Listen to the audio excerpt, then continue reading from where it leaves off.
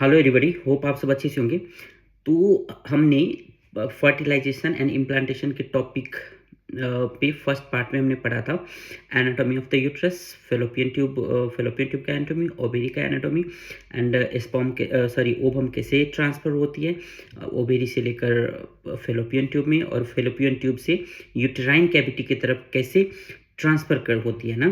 तो ये कुछ टॉपिक हमने पढ़ा था, और आज जो हम पढ़ने जा रहे हैं वो है सीमेंस एंड स्पर्म के रिलेटेड, ठीक है।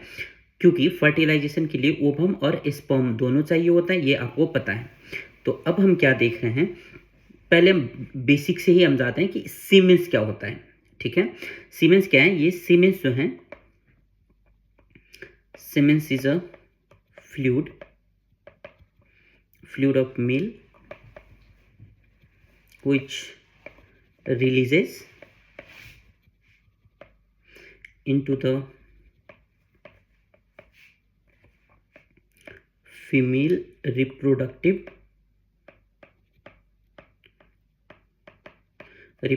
tract, that is vagina, ठीक है। यानी कि क्या है, सीमेंस जो है एक की मेल फ्लूइड है जो आफ्टर इजैक्यूलेशन ना जो निकलती है जो फ्लूइड, उस फ्लूइड को हम क्या बोलते हैं, सीमेंस बोलते हैं। और कहाँ पे रिलीज होता है, तो ये रिलीज होती है फीमेल रिप्रोडक्टिव ट्रैक्ट में, यानी कि वेजाइना में, ठीक है। अब जैसे आप ये इमेज में आप देख सकते हैं, हमने बेसिक एनाटॉमी में पढ़ा था, ये पोर्शन है वेजाइना, ठीक है। वेजाइना में सीमेंस जो है वो सीमेंस कहाँ पे डिपॉजिट होती है, ये पोर्शन में सीमेंस डिपॉजिट होती है, ठीक है। और सीमेंस में क्या होता है, सीमेन में होता है स्पर्म, जैसे ये रेड रेड कलर आप देख ले, ये हो गया स्पर्म। सो सीमेन क्या है, फ्लूइड है, और स्पर्म क्या है, जो सेल है जो सीमेंस में पाया जाता है, ठीक है। तो सीमेंस कहाँ पे डिपॉजिट होती है, तो होती है वेजाइना में, ठीक है। अब सीमेंस का क्वांटिटी क्या होता है, इन वन इजैक्यूलेशन, एक बार अगर इजैक्यूलेट होता है तो कितना क्वांटिटी का सीमेंस जो है वो निकलती है, ठीक है। तो क्वांटिटी कोई ऐसा फिक्स नहीं है, quantity depends on person to person, ठीक है। पर्सन टू पर्सन ये डिफरेंट हो सकता है, person and occasion to occasion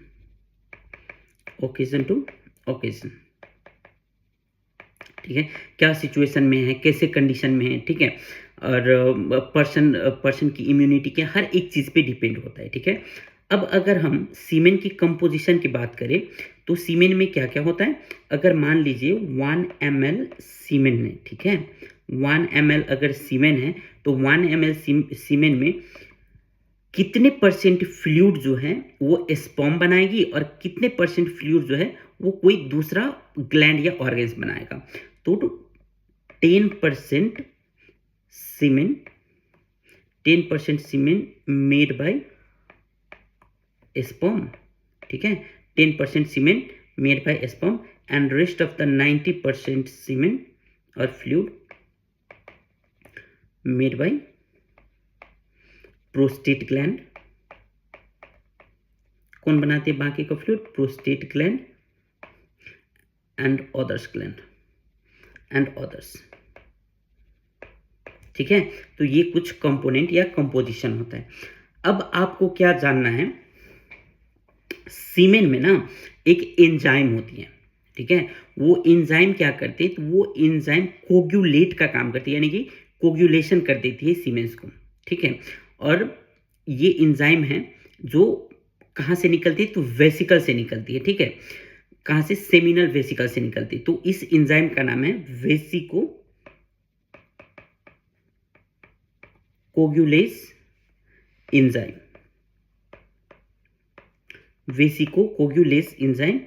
ठीक है। ये आपको याद रखने की जरूरत है, क्या है, वेसिको कोगुलेस एंजाइम। जो ये एंजाइम क्या करती है,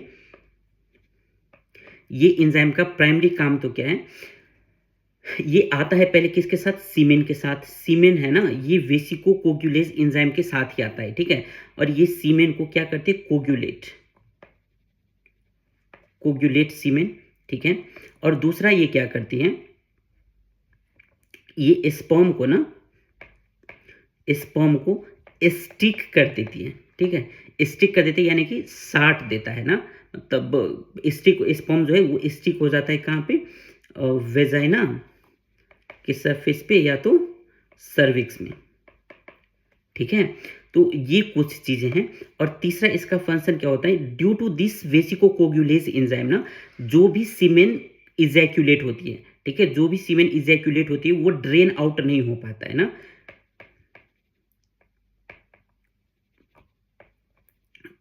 और ड्रेनेज आउट नहीं हो पाता है, यानी कि ये कोगुलेशन की वजह से सीमेन जो है वो वेजाइना में क्या हो जाता है, स्टिक हो जाता है, ठीक है। तो drainage out protect semen from drainage out from vagina, drainage out from vagina, ठीक है। तो ये हो गया, ये कुछ बेसिक चीज होती है। और ये एंजाइम कहाँ से रिलीज होती है, ये एंजाइम रिलीज कहाँ से होते हैं, तो सेमिनल वेसिकल से, सीमिनल वेसिकल से, ठीक है। और इसका मेन फंक्शन क्या हो गया, सीमेन को कोगुलेट करना, ठीक है, सीमेन को कोगुलेट करना, उसके बाद स्पर्म को या सीमेन को स्टिक करना कहाँ पे, सर्विक्स पे या वेजाइना में। और दूसरा कि जो सीमेंस निकला हुआ होता है वो सीमेन बाहर ना आ सके, ठीक है, बाहर ना आ सके, नहीं तो इजैक्यूलेशन हुआ और तुरंत अगर सीमेन बाहर आ गया तो क्या हो सकता है, वहाँ पे स्पर्म जो है वो सारा सीमेंस के थ्रू बाहर आ जाएगा और इसमें मतलब फर्टिलिटी में प्रॉब्लम हो सकती है ना। तो इसलिए ये vesicocoagulase enzyme plays very important role, ठीक है। तो अब अगर हम इसके कंक्लूजन में बात करें तो कंक्लूजन क्या होगा, when sperm deposited into the vagina and due to the help of vesicocoagulase enzyme, some sperm stick within the cervix and vagina for longer period of time,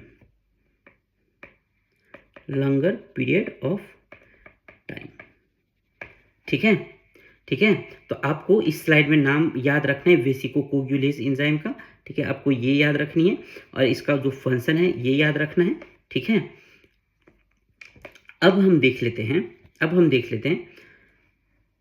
number of sperm, we already discussed once about it, right? But number of sperm deposited in one ejaculation में कितने number of sperm deposit होगा, तो हमने पहले भी पढ़ा है, तो 200 to 500 मिलियन, 200 to 500 मिलियन, ठीक है।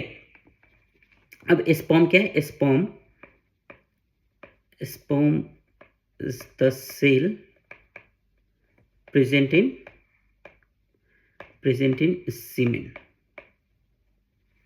सीमेंस, राइट, ये आपको पता है। और एक और चीज आपको स्पर्म के बारे में क्या जानना है कि sperms are more motile in uterus, not in vagina.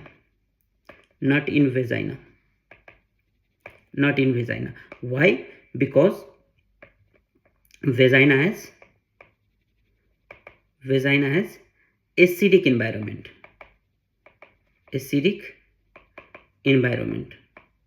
और जो वेजाइना एसिडिक इन्वायरमेंट होती है ना, तो इसके वजह से क्या होता है, स्पर्म का जो कैपेसिटी होता है ना रन करने का या ट्रैवल करने का, वो कम हो जाती है, ठीक है।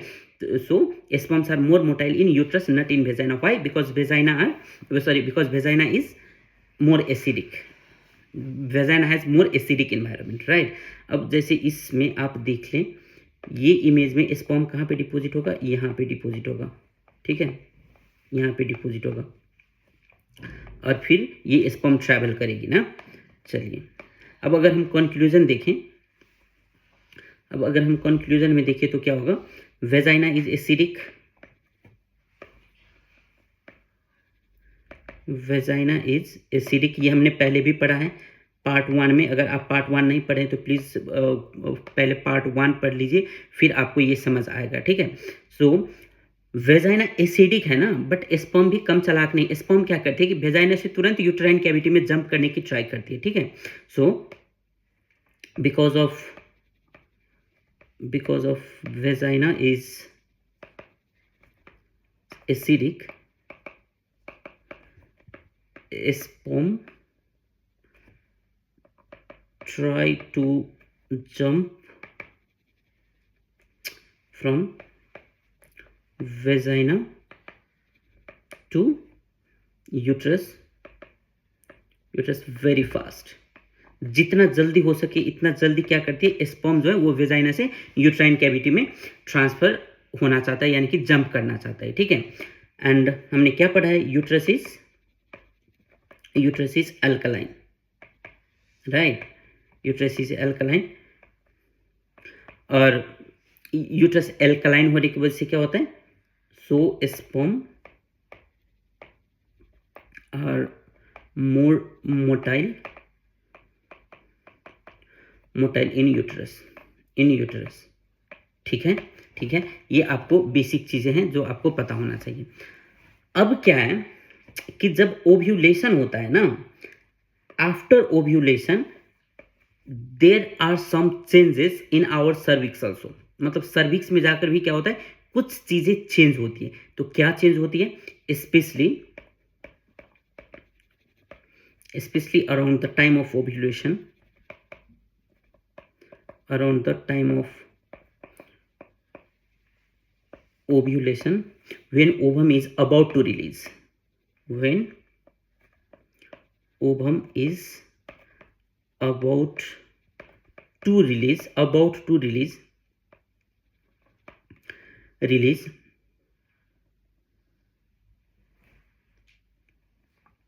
when ovum is about to release and to be in ampulla, the gland, cervix में क्या होता है, एक ग्लैंड होता है, the gland present in the cervix which produce mucoid material, एक सर्विक्स में ग्लैंड होती है, ठीक है, और वो ग्लैंड क्या करते हैं, म्यूकोइड मटेरियल प्रोड्यूस करती है, ठीक है। और ये म्यूकोइड मटेरियल क्या होता है, ये अभी हम देखते हैं। Mucoid material that is mucus, ये कुछ भी नहीं, ये म्यूकस है, mucus. This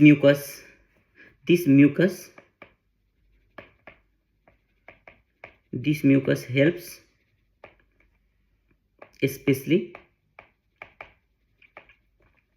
especially to become, this mucus especially helps especially to become cervix thin, stringy and more abundant।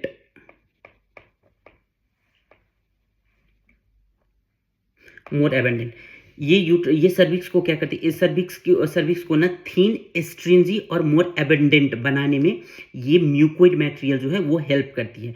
और इसकी वजह से क्या होता है, ये सारा कुछ जो है ना, this all will help sperm to enter into the uterine cavity, into the uterine cavity।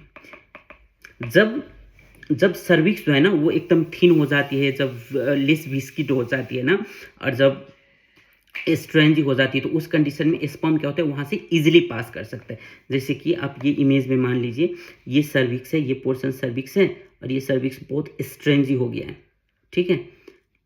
एक चिपलापन आ गया है, बहुत पतला हो गया है, तो इसके थ्रू क्या कर सकते हैं, स्पर्म जो है वो इजीली पास कर सकती है ना, ऐसे इजीली पास कर सकती है, ठीक है, ऐसे इजीली पास कर सकते हैं। इसलिए सर्विक्स जब ओव्यूलेशन होगा और जब ओवम जो है ये फेलोपियन ट्यूब में जब एंटर करेगा ना, उस कंडीशन में क्या होगा, उस कंडीशन में क्या होगा, सर्विक्स में भी कुछ चेंजेस आती हैं, ठीक है। और कभी कभार हम क्या करते हैं ना, पेशेंट, कभी कभार हम क्या करते हैं कि पेशेंट को पीरियड हुआ है, पीरियड होने के बाद ओव्यूलेशन हुआ है या नहीं हुआ है, ये चेक करने के लिए, ये चेक करने के लिए हम एक टेस्ट करते हैं। और वो टेस्ट क्या होता है, जैसे कि ये सर्विक्स है, ये एरिया जो है ये सर्विक्स है, ठीक है। अब यहाँ पर क्या है, म्यूकस, ये हमने पढ़ा है अभी, वो यहाँ पर एक ग्लैंड होता है, हमने अभी भी पढ़ा है ना कि यहाँ पे एक ग्लैंड होता है म्यूकोइड मटेरियल जो प्रोड्यूस करती है ना, जो म्यूकस बनाती है। तो ये हम क्या करते हैं कि यहाँ से हम सैंपल लेते हैं, यहाँ से हम सैंपल लेते हैं ये म्यूकस का, ठीक है, और इसको हम लैब में चेक करते हैं। और लैब में चेक करने के बाद हमको पता चलता है कि ये पेशेंट को ओव्यूलेशन हुआ है या नहीं हुआ है, ठीक है, ये पेशेंट को ओव्यूलेशन हुआ है या नहीं हुआ है, ये हम पता करते हैं। और इस टेस्ट का नाम है, एक तो हम इसको सर्वाइकल म्यूकस टेस्ट भी बोल सकते हैं सिंपल में, ठीक है। और इसका जो फैंसी टर्म है वो है स्पिन बार्केट टेस्ट, स्पिन बार्केट टेस्ट, ठीक है। तो अगर हम फैंसी टर्म बोले तो स्पिन बार्केट टेस्ट बोल सकते हैं, या अगर हम सिंपल लैंग्वेज में बोले तो सर्वाइकल म्यूकस टेस्ट हम बोल सकते हैं। जो यहाँ से हम क्या करेंगे, म्यूकस, यहाँ से हम म्यूकस लेंगे, यहाँ से हम म्यूकस लेंगे, और फिर हम क्या करेंगे, इसको लैब में टेस्ट करेंगे, लैब टेस्ट करेंगे किसका, म्यूकस का, ठीक है।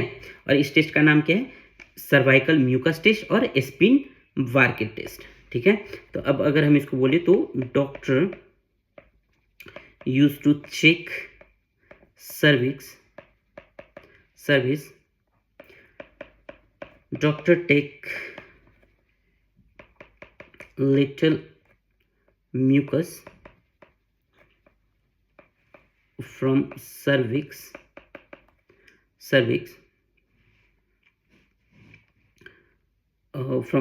and put on the slide,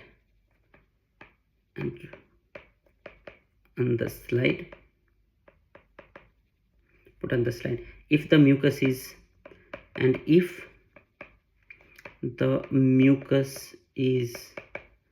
thin, if mucus is stringy,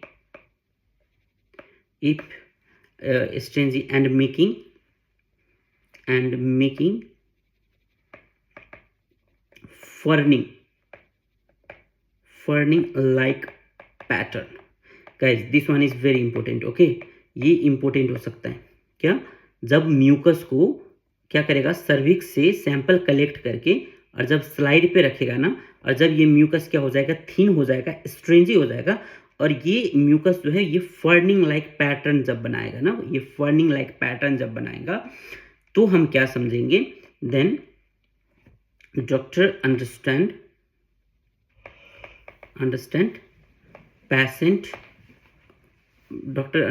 a patient or female has been ovulated, okay, ovulated, because, और ये होता क्यों है, ये होता है हाई लेवल ऑफ एस्ट्रोजन की वजह से। ये फर्निंग लाइक पैटर्न क्यों बनता है, हाई लेवल ऑफ एस्ट्रोजन की वजह से, क्योंकि हाई लेवल ऑफ एस्ट्रोजन होगा तो एलएच सर्ज होगा, और एलएच सर्ज होगा तो ओव्यूलेशन होगा, राइट।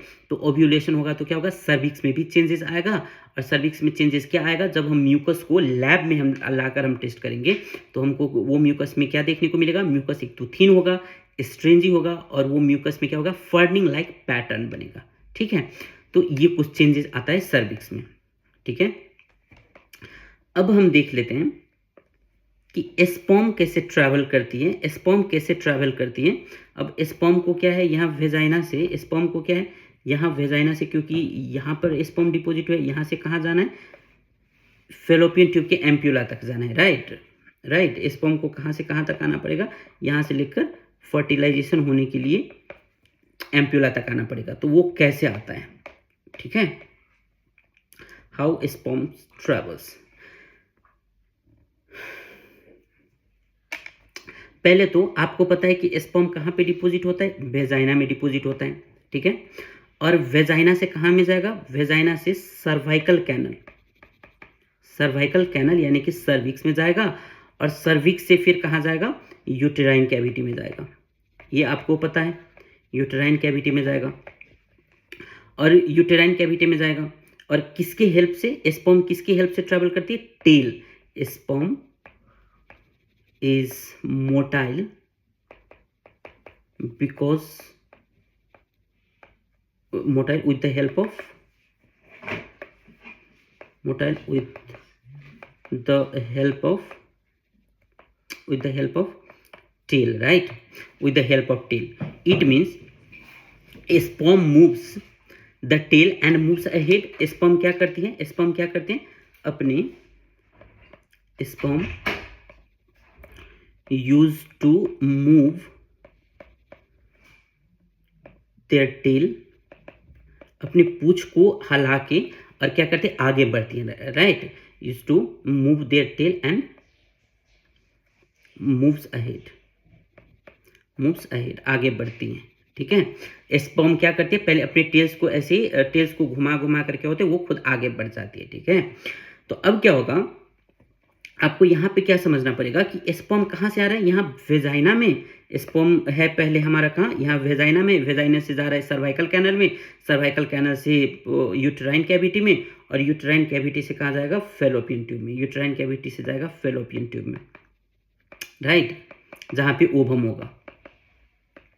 पर वो जाती कैसे है, स्पर्म कैसे चलती है, अपने टेल्स के सहारे से, ठीक है।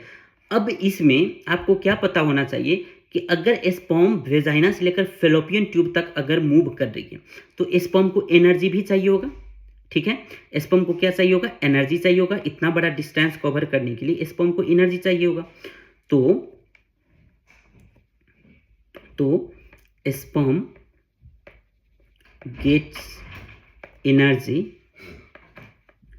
Energy from mitochondria,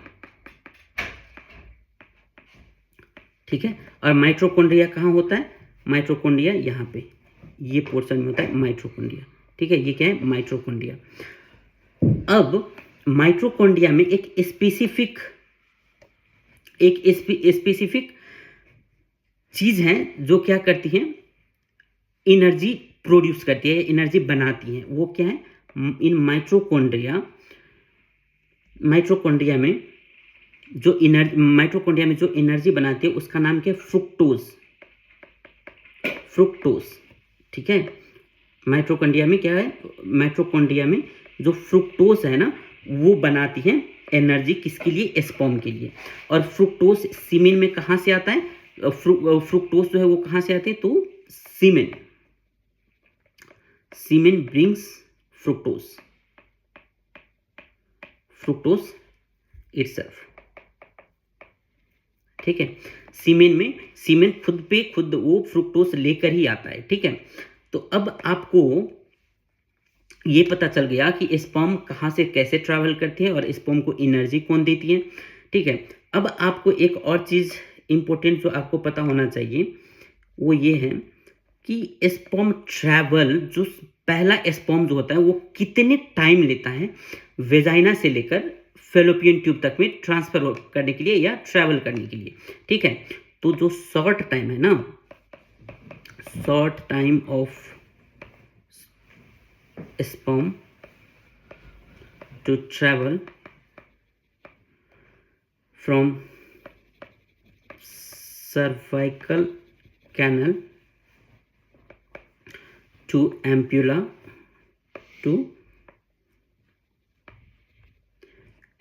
of fallopian tube। Cervical canal से फेलोपियन ट्यूब में जाने के लिए जो सबसे शॉर्ट टाइम, जो सबसे कम टाइम है, वो कितना हो सकता है गाइस, आप लोग एक बार गेस करिए। तो ये है 5 मिनट। अब इसका मतलब ये नहीं है कि अगर हम 500 200 टू 500 मिलियन जो भी स्पर्म डिपॉजिट हुआ है वो सारा का सारा 5 मिनट में चला जाएगा, ठीक है। ये इंपॉर्टेंट, ये ज़रूरत नहीं है, बट जो सबसे कम टाइम लेता है यानी कि जो सबसे पहला स्पर्म होता है जो फेलोपियन ट्यूब तक जो पहुंचता है वो कितना होता है 5 मिनट। जो एकदम कम टाइम में जो डिस्टेंस कवर करते हैं वो टाइम है कितना 5 मिनट्स। ओके, जो अभी मैंने बताया out of 500 million sperm deposited in the vagina only 100 और 200 can reach near to the ovum. ये भी इंपॉर्टेंट है कि जितने 500 200 टू 500 मिलियन जो भी स्पर्म है वो सारा का सारा ओवम के पास नहीं पहुंचेगा। कितना पहुंचेगा तो टोटल 100 टू 200, ठीक है, 100 टू 200 जो स्पर्म है वो ओवम तक रीच कर पाएंगे, ठीक है। और जो सबसे पहले रीच करेगा उसका जो टाइम होता है वो कितना होता है 5 मिनट, ठीक है, 5 मिनट। नाउ गाइस, अब यहां पर आपको एक और चीज क्या जानना है कि sperm travel from vagina to the fallopian tube, right, to the fallopian tube. अब यहां पर क्या है कि फेलोपियन ट्यूब के पास जाके ना जो इस्थमस होता है, इस्थमस स्टार्टिंग पार्ट, ये जो पोर्शन होता है, ये जो पोर्शन होता है ना, ये पोर्शन में जाकर स्पर्म क्या कर लेती है, स्पर्म इस्थमस में जाकर स्पर्म स्टॉप मूविंग। शायद स्पर्म को भी लगता होगा कि भाई हम इतना ट्रैवल किए हैं, वेजाइना से लेकर हम यहाँ फेलोपियन ट्यूब तक आ गए, बट अभी तक भी हमको ओवम नहीं मिला है, इसका मतलब कहीं ओवम नहीं है, हो सकता है ऐसे फील हुआ हो। तो स्पर्म क्या कर जाती है, स्टॉप मूविंग, ठीक है। पर जैसे ही स्पर्म मूव करना स्टार्ट करती है ना, ओवम कम चालाक नहीं है, ओवम क्या करती है, आपको पता है कि ओवम मूव नहीं करती है, राइट। जब स्पर्म बंद कर देता है मूव करना तो सडनली ओवम क्या करती है, ovum start releasing chemo attract,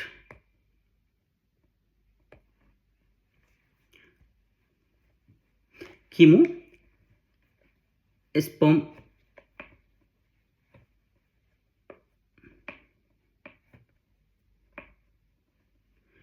ovum start releasing chemo attractant. एक ऐसा स्मेल, ऐसा एक खुशबूदार स्मेल एक रिलीज करने लगती है, कौन, ओवम का जो ये आउटर लेयर कोरोना रेडिएटा है ना, कोरोना रेडिएटा, ये कोरोना रेडिएटा क्या करती है, एक खुशबू कीमो अट्रैक्टेंट जो होता है वो रिलीज करने लगती है। और इसके बाद क्या होता है, स्पर्म जो है, sperm use to sense this chemo attractant,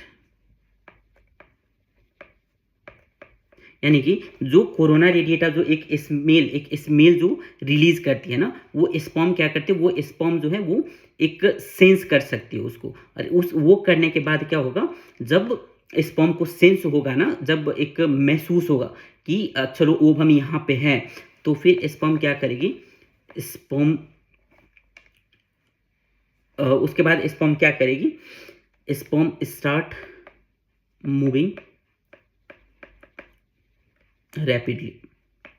फिर स्पर्म जल्दी जल्दी क्या करने लगेगा, ओवम की तरफ जाने लगेगा, ठीक है। अब देखो जैसे ये स्पर्म आकर यहाँ पर आकर स्टॉप कर गया, अब ये क्या कर रहा है, कीमो अट्रैक्टेंट ये एक स्मेल, कोरोना रेडिएटा एक स्मेल प्रोड्यूस कर रही है ना।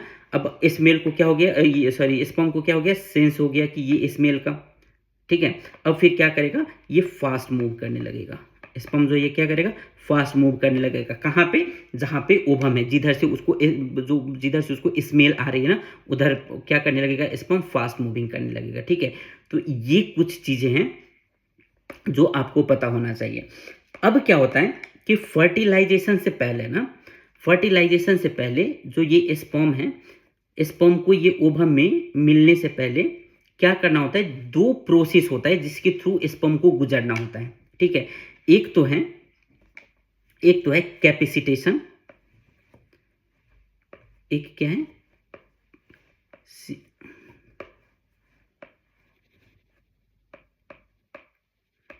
कैपेसिटेशन रिएक्शन, ठीक है, और दूसरा है एक्रोसोमल रिएक्शन,